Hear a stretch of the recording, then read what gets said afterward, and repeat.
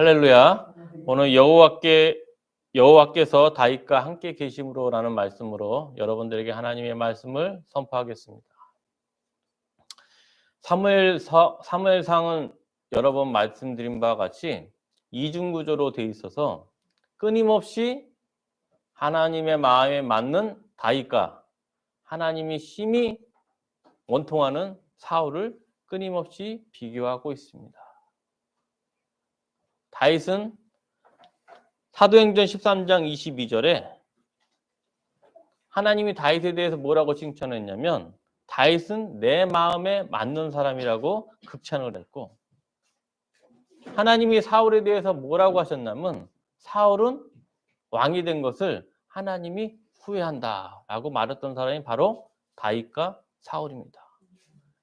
성경 전체에서 내 마음에 맞는 사람이라 칭호를 받았던 사람이 유일하게 다윗이고, 성경 전체에서 왕으로 삼은 걸 후회했더라라는 말을 오명을 뒤집어 쓴 게 바로 사울입니다. 그만큼 사무엘상은 다윗과 사울을 끊임없이 비교해서 누가 과연 하나님의 마음에 맞는 사람인가를 계속 이야기하고 있습니다. 사랑하는 성도 여러분, 인생에 살면서 기쁨보다는 시련과 고난이 많은 게 바로 우리의 삶입니다. 비단 기독교인만 인생의 고해를 걷는 것이 아니라 일반 사람들도 인생의 고해를 누구나 가고 있습니다. 그러나 우리 크리스천이 다른 이유는 뭐냐면, 이방인과 다른 이유는 유일하게 딱 하나, 우리가 하나님과 함께하기 때문에 우리의 목적지는 영원한 생명의 나라로 들어가게 됩니다. 우리의 목적지를 알고 있기 때문에 우리가 비록 지금은 시련과 고난의 바다에 있지만 우리에게는 뭐가 있습니까? 소망과 생명이 있습니다. 오늘 다윗을 통해서 과연 하나님과 함께하는 사람의 복이 무엇인지를 깨닫는 시간이 되기를 주의 이름으로 축원합니다. 사무엘상 17장에서 다윗이 골리앗을 물맷돌로 쳐부숨으로 말미암아 블레셋과의 전쟁에서 큰 대승을 다윗이 이끌었습니다.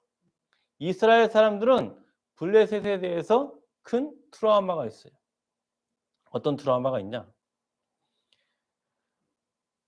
하나님의 법궤를 가지고 전쟁터에 나가서 싸웠는데 승승장구하던 이스라엘이 유일하게 법궤까지 나가서 싸워서 전쟁에 패배를 하고 법궤조차도 잃어버린 원인이 바로 누구와의 싸움이죠? 블레셋과의 싸움. 그래서 블레셋과의 싸움에서 항상 이스라엘 사람들은 두려움과 트라우마가 있었습니다. 한번 트라우마를 가지고 있으면 그것이 잠시 지나면 잊혀질까요? 평생 갈까요? 평생 가고 있어요. 그래서 이스라엘의 이 당시의 소망은 뭐냐? 저 막강한 블레셋을 물리칠 영웅, 구세주가 나오는 게 최대의 목표였어요.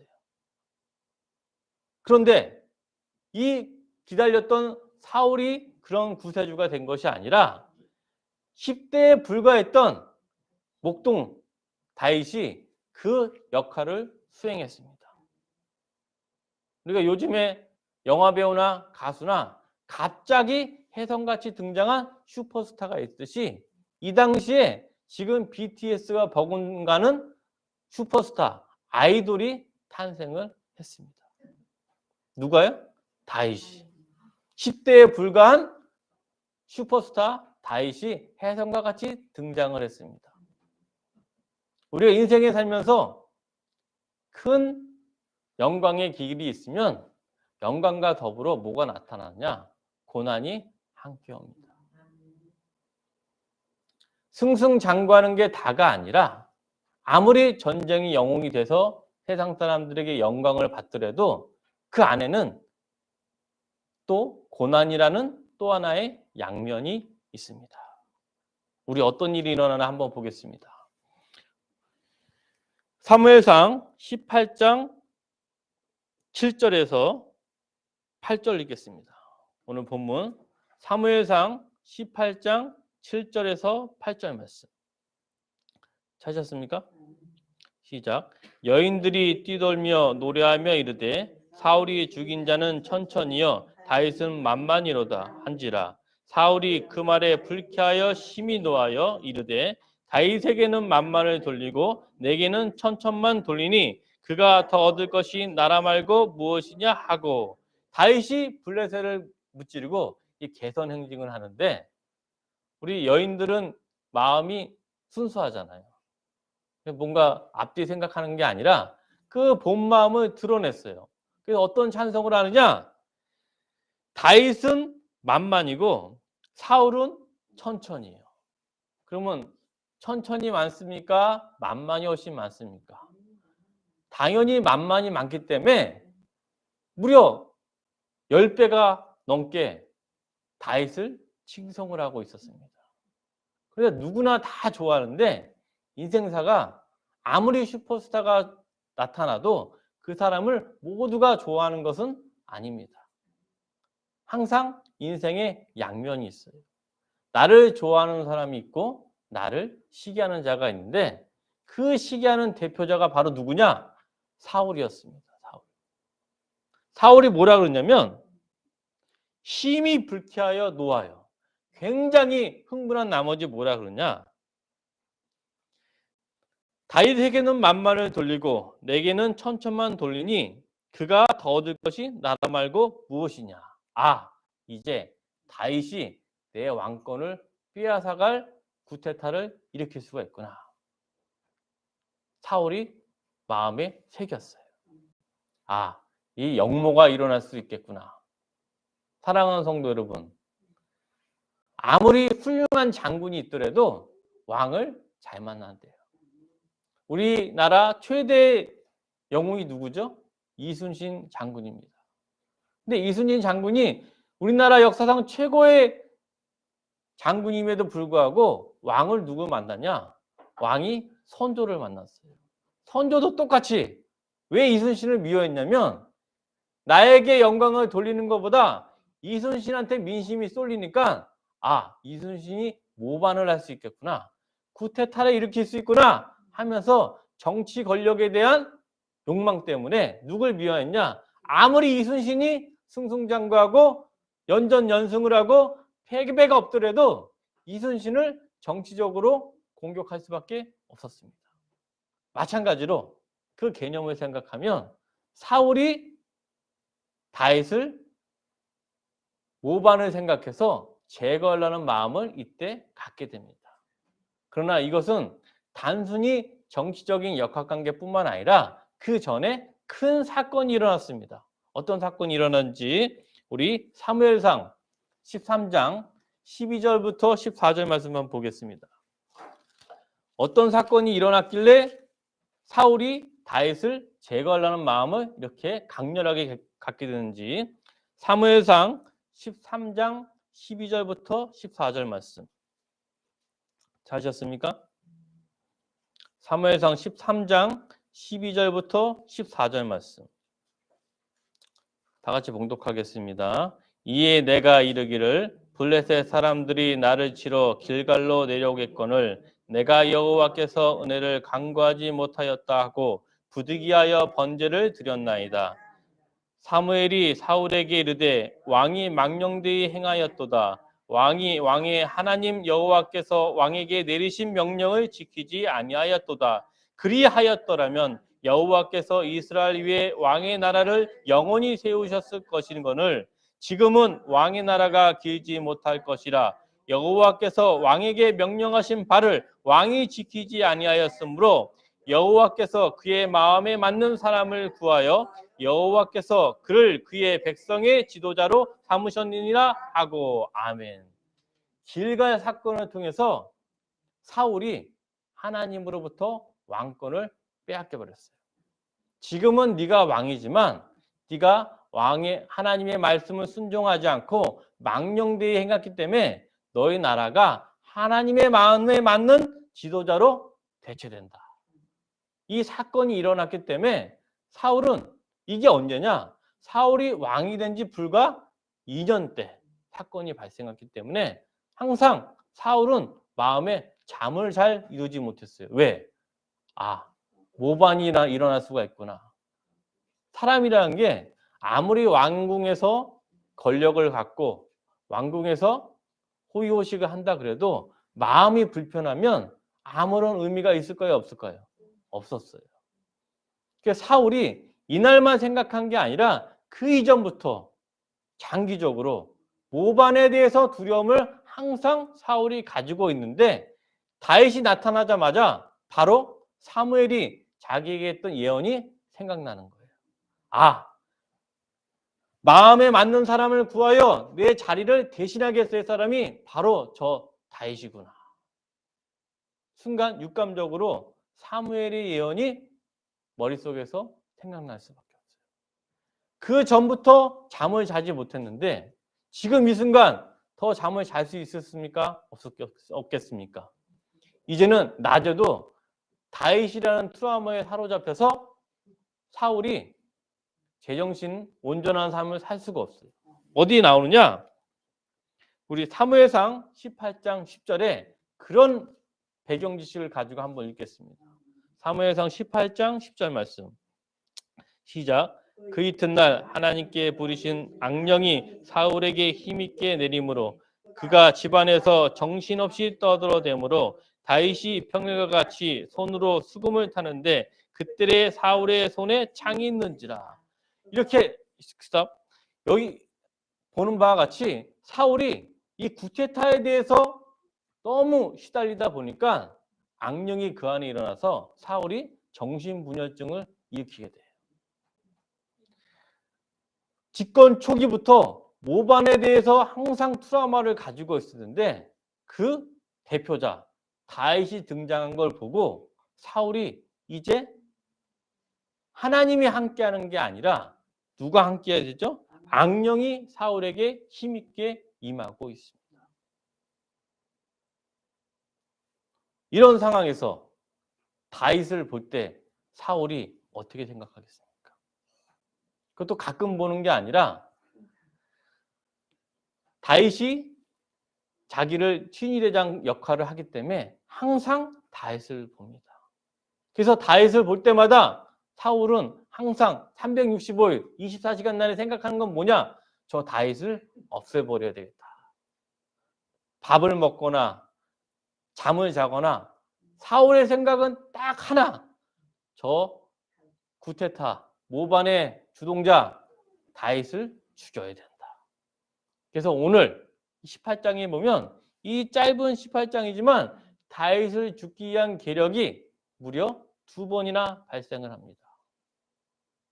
어떤 발생을 하느냐? 첫 번째, 한번 보겠습니다. 사무엘상 18장 11절 말씀. 시작. 그가 스스로 이르기를 내가 다윗을 벽에 박으리라 하고 사울이 그 창을 던졌으나 다윗이 그의 앞에서 2번 피하였더라. 사울이 다윗을 볼 때 딱 지금 던지면 창에 딱 맞아 죽을 수 있다. 기회를 포착해서 한 번을 딱 정확히 던졌어요. 사울이 힘이 약합니까? 강합니까? 강한 사람이에요.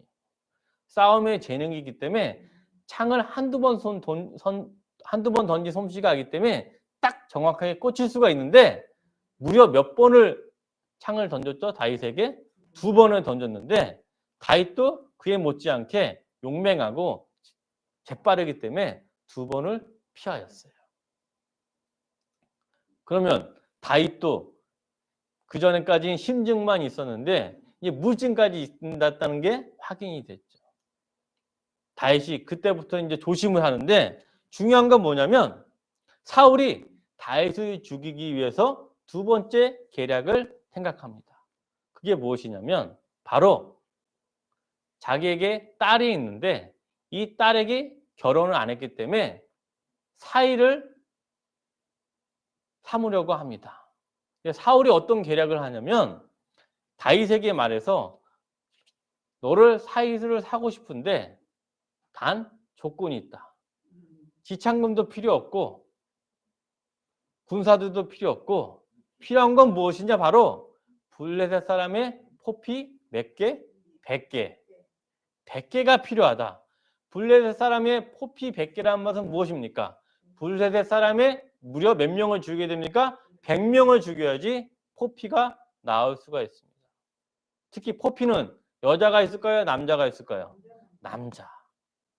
남자의 중심에 있는 포피를 가져오면 100개를 가져오면 너를 사위를 삼아주겠다라고 조건을 내겁니다.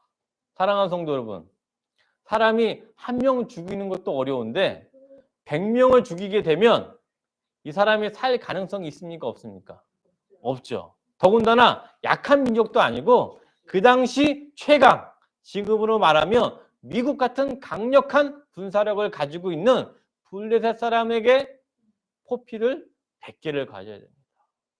그 인간적으로 볼 때는 승산이 없었어요.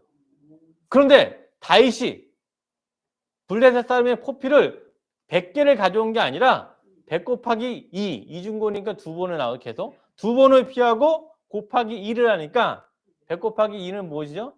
200. 블레셋 사람들의 포피를 무려 몇 개를 가져오냐? 200개를 가져와서 사울의 딸 미갈과 혼인을 하게 됩니다. 그럼 사울은 혹될래다가 더 큰 혹을 붙이게 됐어요. 이제는 쉽게 죽일 수도 없습니다. 왜? 자기의 사이기 때문에. 이런 사건이 사무엘상 18장에 발생한 사건인데, 사랑하는 성도 여러분, 이런 사울의 계략, 두 번의 큰 계략에도 불구하고 다윗이 창을 두 번 피우고 또 블레셋 사람들의 포피 200개를 가져온 비결이 무엇일까요? 그 비결이 오늘 사무엘상 18장 12절에 명확히 나오고 있습니다. 우리 한번 보겠습니다.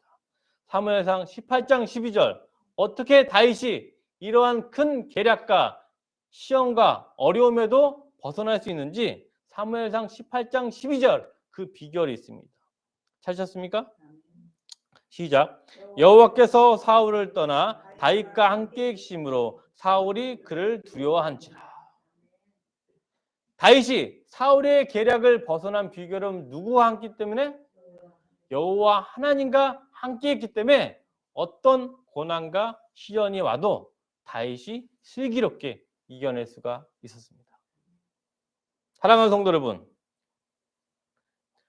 하나님과 함께 한다는 이 말이 나온 게 다윗만 나온 게 아니고 그 전에 무려 수백 년 전에 이 말과 똑같이 행동한 사람이 있습니다. 우리 한번 보겠습니다. 어떤 의미인지. 창세기 39장 3절 말씀.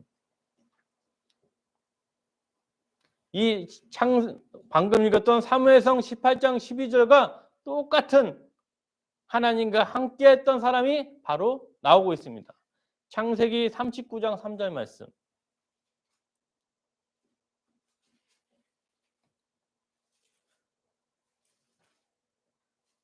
찾으셨습니까? 창세기 39장 3절 다 같이 봉독하겠습니다. 그의 주인이 여호와께서 그와 함께 하심을 보며 또 여호와께서 그의 범사에 형통하게 하심을 보았더라. 이 사람이 바로 누구죠? 요셉입니다. 다윗보다 먼저 수백 년 전에 하나님과 함께한 사람, 바로 요셉이 대표적입니다. 요셉은 하나님과 함께하는 뿐만 아니라 여호와께서 그의 범사에 형통하게 하심을 보았더라 라는 것을 고백하고 있어요. 하나님과 함께하는 사람이 어떻게 된다? 형통하게 된다. 형통.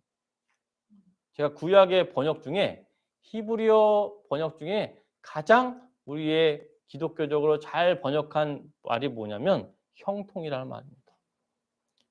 원래 이 안에 형통이라는 말이 우리가 생각하는 성공이라는 의미랑 똑같아요. 근데 의미를 가지고 볼게요. 그의 범사에 성공하게 하심을 보았더라고, 형통하게 하심을 보았더라고, 뉘앙스가 다르죠. 제가 말씀을 드리고 싶은 바는 바로 이 점입니다. 원어에는 성공하다라는 말이 있어요.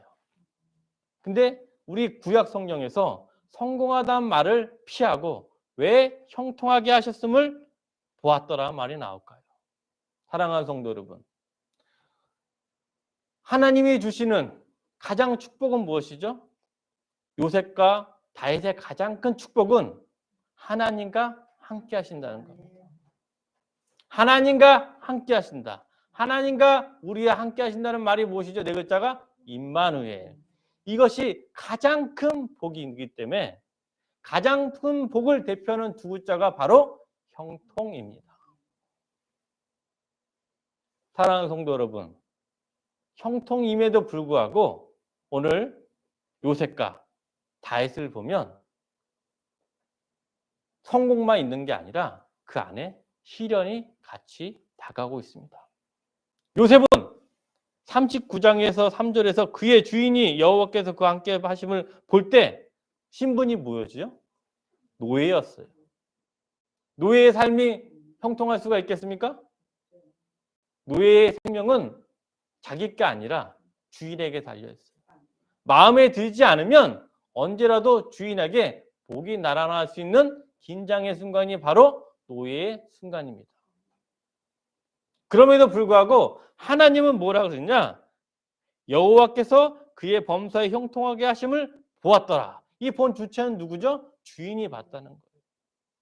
형통한 삶을 사는 것은 본인도 느끼게 되지만 그 주변에 사람들도 알 수가 있어요. 사무엘상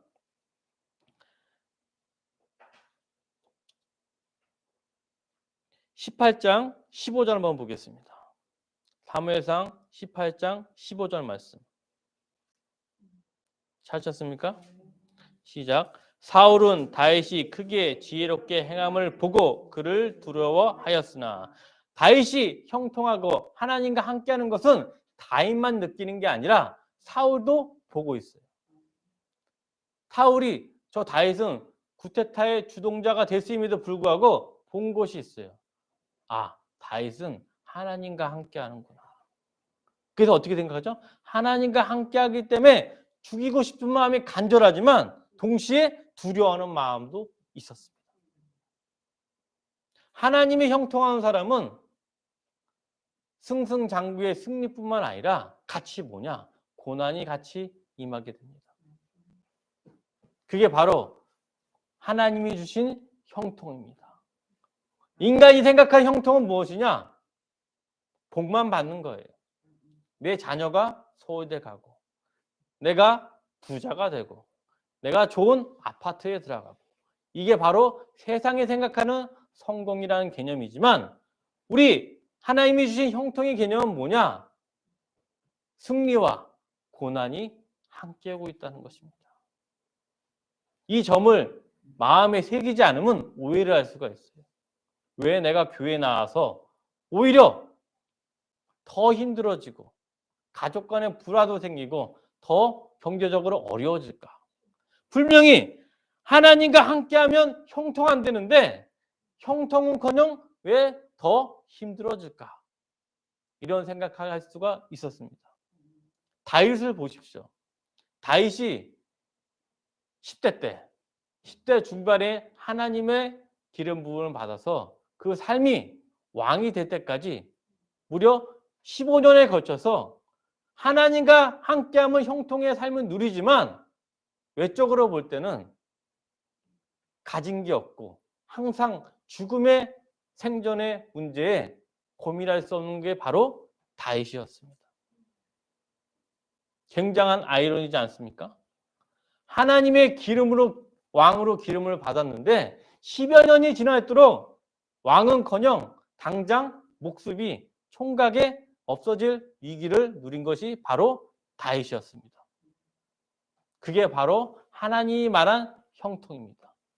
그럼에도 불구하고 다윗은 시편에서 고백하는 게 무엇입니까?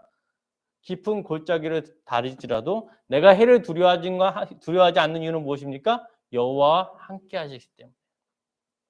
우리 인생의 형통이라는 말은 하나님이 주신 위로와 하나님이 주신 고난이 함께 가는 게 바로 우리의 형통입니다. 사랑하는 성도 여러분, 비록 다윗이 왕이 될 때까지 15년에 걸쳐서 목숨을 부지하지 못할 정도로 고난의 길이었지만 다윗이 왕이 된 이유는 그 찬란한 영광은 왕이 될 때까지의 고통과 비교할 수가 있습니까? 없습니까? 없습니다. 다윗을 통해서 이스라엘 역사의 최대 전성기를 구가하게 됐고, 다윗의 전성기는 지금도 이스라엘 나라 사람들이 바라고 있습니다. 이스라엘 나라 사람들이 지금도 바라는 소원은 뭐냐? 우리 이스라엘이 다윗 왕 때처럼 그 중동을 석권하고 풍요와 부를 누리는 것이 이스라엘의 지금도 꿈입니다. 이스라엘의 꿈이 무엇입니까? 다윗 시대, 또 솔로몬 시대 예루살렘에서 예배 한번 드리는 게 바로 이스라엘의 꿈인 것처럼, 다윗이 그런 고통을 당할지라도 왕이 될 때까지 15년에 걸쳐서 죽음과 생존에 대해서 고민할지라도, 그가 왕이 된 이유는, 그의 영광은 그 전에 고난과 어려움이 비교될 수 없는 게 바로 다윗의 삶이었습니다. 사랑하는 성도 여러분, 다윗이 살았던 시기는 지금으로부터 무려 3000년 전 이야기입니다. 다윗이 살았던 이스라엘 지역은 비행기 타고 대한민국에서 15시간 이상을 비행을 해야지 도착할 수 있는 것이 바로 이스라엘 땅입니다. 가깝습니까? 뭡니까? 인간적으로 생각을 볼 때 다윗하고 우리는 전혀 관계가 없습니다. 민족적으로나 지역적으로나 시간적으로나 이 하나님의 말씀은 우리하고 전혀 관계가 없습니다. 그러나 사랑하는 성도 여러분, 우리가 성령님의 도움으로 말미암아 우리 예수님을 구주로 영접하는 순간, 이 다윗의 말씀이 다윗에서 끝나는 게 아니고, 다윗의 축복이 다윗에서 한정된 게 아니라 바로 우리의 말씀과 우리의 축복이 된다는데 하나님의 말씀에 놀라운 섭리가 있습니다. 우리가 하나님을, 예수 그리스도를 구주로 영접하는 순간 여기 계신 사람 한 사람이 바로 다윗의 삶을 살아가는 것입니다. 여기 계신 한 사람이 또 하나의 다윗이 탄생하는 거예요. 누구를 믿을 때? 예수 그리스도를 믿을 때. 그러므로 말미암아 사무엘상 18장의 말씀은, 다윗과 함께 계심으로 이 말씀은 다윗에서 끝나는 게 아니라 바로 우리와, 다윗이 함께 계신다는 것은 바로 지금 내가 하나님과 함께 계신다는 의미와 동일합니다. 그게 바로 하나님의 말씀입니다. 하나님의 말씀에 있는 성경 66권에 있는 모든 말씀은 다른 사람에 관련된 축복의 말이 아니라 여기 계신 동성교회 성도님, 바로 나를 위한 하나님의 축복의 말씀이 됩니다. 누구를 구주로 영접할 때? 예수 그리스도를 영접할 때. 왜? 예수 그리스도를 영접할 때 하나님의 자녀가 되기 때문에. 하나님의 자녀되는 축복은 무엇이냐? 성경 66권에 모든 나온 축복이 글자로만 끝나는 게 아니라 다 오늘 지금 이 순간 내 안에 축복으로 다가왔습니다. 사랑하는 성도 여러분, 다윗이 오늘 사울의 계략을 이겼던 비결은 무엇이죠? 누구와 함께하기 때문에? 하나님과 함께하기 때문에 사울의 계책을 모두 이겨낼 수 있었습니다. 하나님이 말한 형통은 무엇이냐? 복만 받는 것이 아니라 하나님의 복도 받지만 하나님의 고난도 함께 가면서 이겨내는 것이 바로 하나님의 형통입니다. 그러나 하나님의 형통을 신약시대에 예수님은 무엇이라고 했는지 한번 보겠습니다.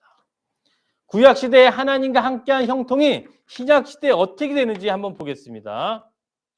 요한복음 7장 37절부터 39절 말씀. 하나님의 형통이 신약시대 예수님은 무엇이라고 말하는지 한번 보겠습니다.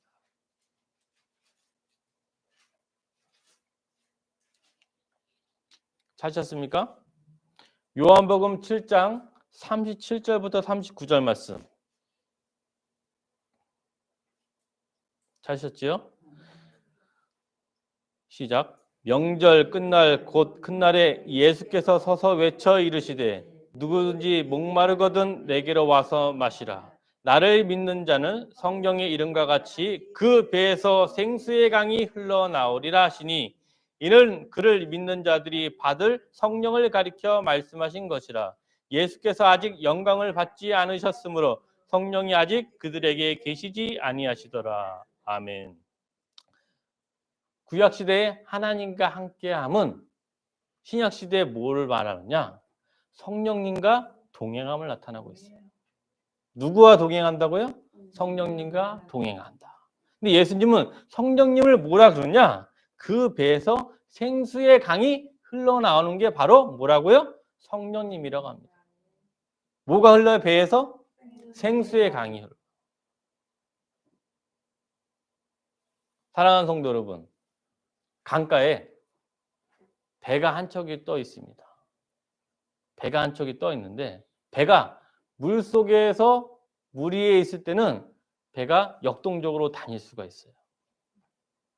그런데 이 강에 물이 쫙 빠지면 배는 어떻게 될까요? 배는 꼼짝 맞추고 밑바닥으로 쭉 내려갈 수밖에 없어요.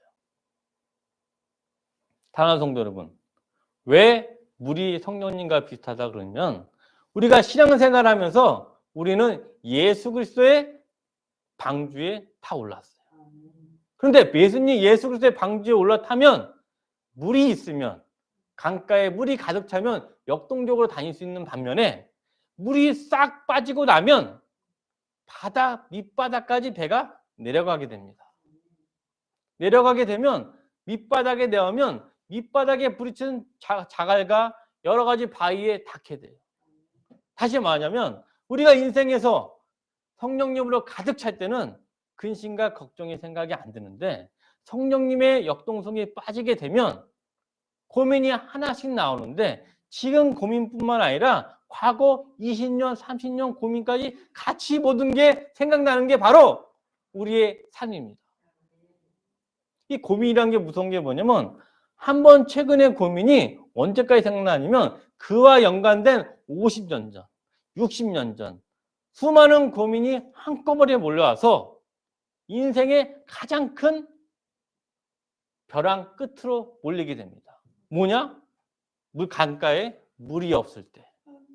그래서 예수님은 말하면 성령을 물이라고 하는 거예요. 우리가 인생에 살면서 성령님이 안 계시면 우리는 바닥 끝까지 내려가게 돼서 죽음의 벼랑 끝까지 내려갈 수가 있습니다.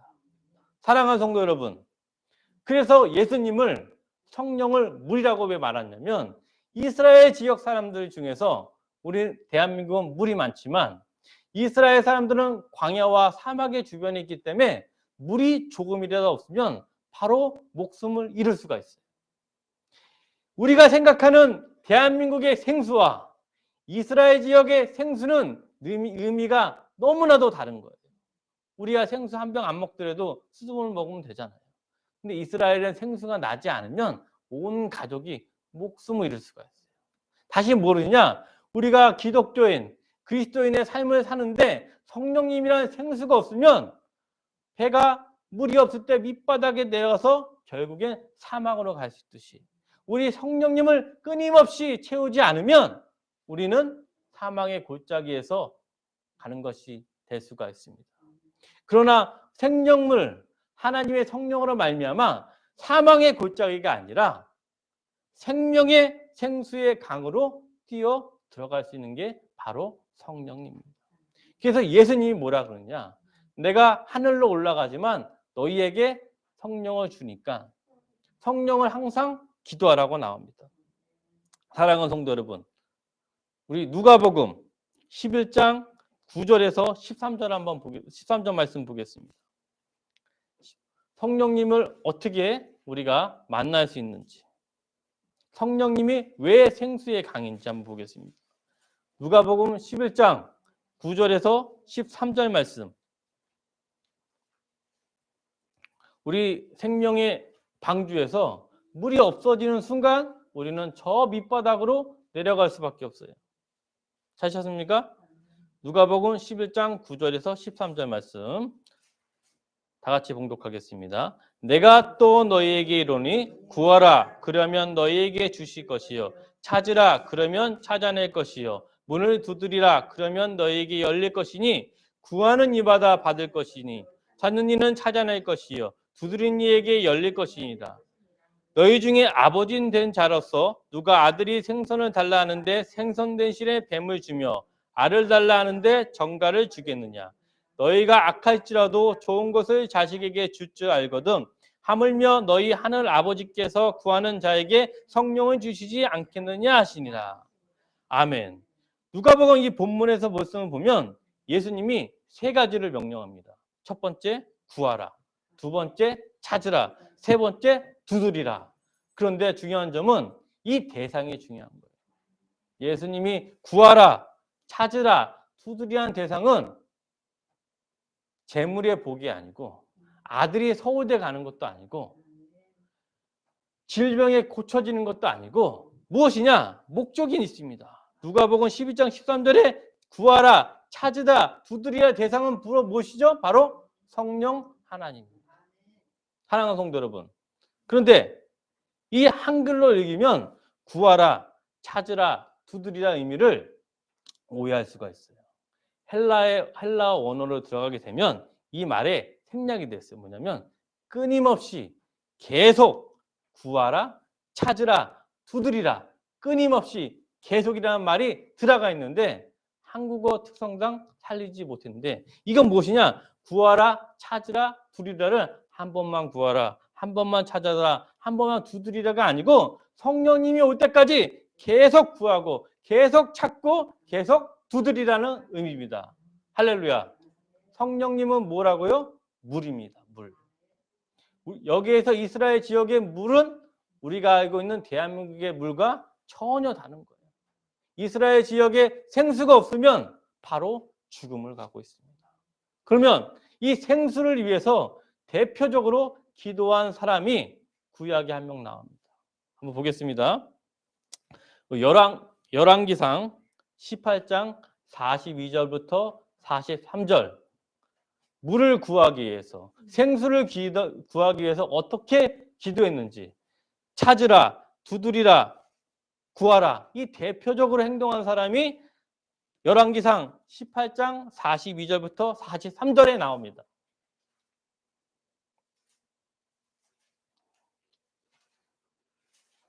찾으셨습니까? 열왕기상 18장 42절부터 43절 말씀. 시작. 아합이 먹고 마시러 올라가니라. 엘리야가 갈멜산 꼭대기로 올라가서 땅에 꿇어 엎드려 그의 얼굴을 무릎 사이에 넣고 그의 사안에게 이르되 올라가 바다 쪽을 바라보라. 그가 올라가 바라보고 말하되 아무것도 없나이다. 이르되 7번까지 다시 가라. 여기까지. 이 장면이 뭐냐면 갈멜산에서 엘리야 혼자 450명의 바알의 선지자를 무찌르고 불이 떨어져 무찌르고 마지막 기도를 하는 거예요. 어떤 기도를 하냐? 지금 이 순간 가뭄이 수년 동안 엘리야의 기도로 말미암아 이스라엘 지역에 비가 오질 않았어요. 수년 동안. 그때 엘리야가 하나님한테 뭘 구하느냐? 비를 구하면서 기도하는 장면이 나와요.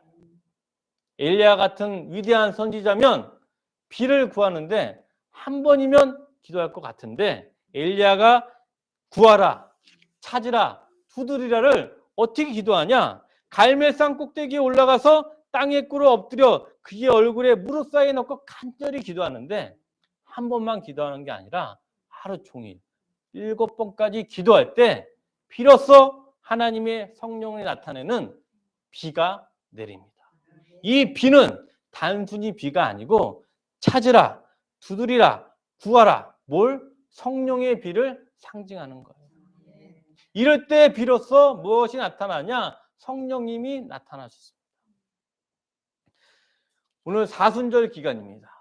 사순절 기간에 성령이 임할 때도 마찬가지였어요. 찾으라, 두드리라, 구하라. 어떻게 했는지 우리 사도행전 1장 14절 말씀.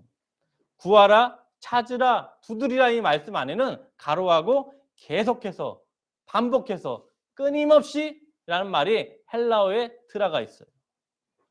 어떻게 기도했는지 신약시대에 사도행전 1장 14절 말씀 찾으셨습니까? 사도행전 1장 14절 말씀 시작. 여자들과 예수의 어머니 마리아와 예수의 아우들과 더불어 마음을 같이하여 오로지 기도에 힘쓰더라. 이 기도도 마찬가지예요.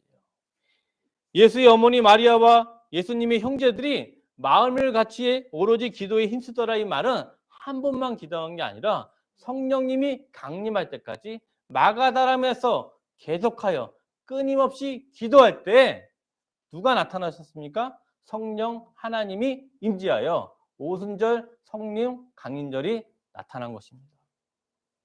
사랑하는 성도 여러분, 왜 우리가 찾으라, 두드리라, 구하라 하면서 성령님을 기다리고 성령의 충만을 바랄까요? 왜냐하면 우리 인생은 고난이 있기 때문에. 오늘 나왔던 말씀처럼 다윗이 숱한 고난과 시련에도 이길 수 있는 방법은 무엇입니까? 하나님과 함께했기 때문에. 그 말은 신약에서 뭐라고요? 성령님과 함께한다는 말. 성령님과 함께하려면 어떻게 되냐? 찾으라, 구하라, 두드리라. 한 번이 아니라 끊임없이 계속해서 우물이 나올 때까지 하라는 말씀입니다. 이렇게 되면 고난이 올 때 우리가 대적하는 방법이 생깁니다. 마지막으로 고린도후서 1장 5절에서 6절 말씀. 이 말씀을 적용하기 위해서 우리가 성령을 충만해야 됩니다.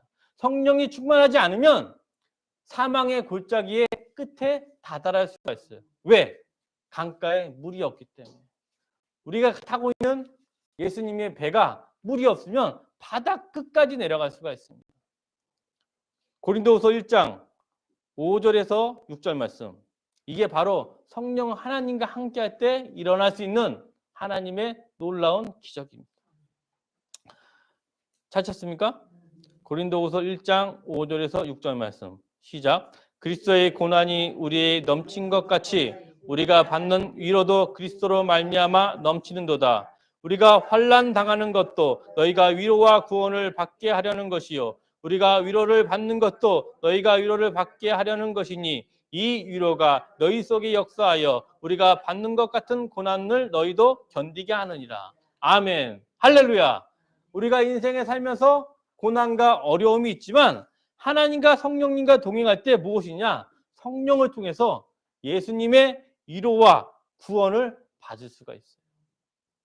예수님의 위로와 구원을 받게 되면 사망의 골짜기로 가는 것이 아니라 고린도후서 1장 7절에 보면 우리의 소망이 견고해지고 하나님의 생수의 강으로 말미암아 바다까지 내려갔던 배가 이제 떠올라서 하나님이 원하는 방향으로 역동성 있게 힘차게 출발할 수가 있습니다. 사랑하는 성도 여러분, 다윗이 15년이라는 고통과 생명의 위협을 무릅쓰고 그 어려움을 승리할 수 있는 비결은 무엇입니까? 하나님과 함께하기 때문에. 하나님과 함께하는 사람은 신약에서 뭐라고요? 성령님과 동행하는 사람. 이런 사람이 성령의 생수의 강으로 말미암아 어떤 고난이 와도 예수 그리스도의 위로와 구원을 받을 수가 있습니다. 위로와 구원을 받게 되면 사망의 골짜기로 가는 것이 아니라 우리의 소망이 견고해져서 하나님이 원하는 천국의 길을 힘차게 나아갈 수가 있습니다. 이런 원리를 알아야 됩니다. 사랑하는 성도 여러분, 우리가 인생에 살면서 형통할 때 반드시 복뿐만 아니라 뭐가 같이 온다? 고난도 같이 오게 됩니다. 이런 형통한 삶을 우리 안에 풍성한 열매로서 이기기 위해서는 항상 강가에 물이 가득 찼듯이 우리 안에 마음에 배에서 우리가 하신 배에서 생수의 강이 넘쳐날 때 우리 안에 그리스도의 위로와 평안으로 주님 만날 때까지 승리할 수 있습니다. 인생 지금 코로나로 인하여 수억 명이 코로나 확진이고 수백만 명의 사람들이 사망을 잃어가고 있습니다. 중요한 점은 무엇이냐? 우리의 보이는 눈에 보이는 환경이 중요한 게 아니라 우리가 지금 성령님과 동행하고 성령님을 통해서 하느냐 마느냐가 핵심입니다. 우리가 기독교 인생을 살면서 성령님과 함께 동행하지 않으면 생명의 생수의 강으로 가는 것이 아니라 사망의 골짜기로 갈 수가 있습니다.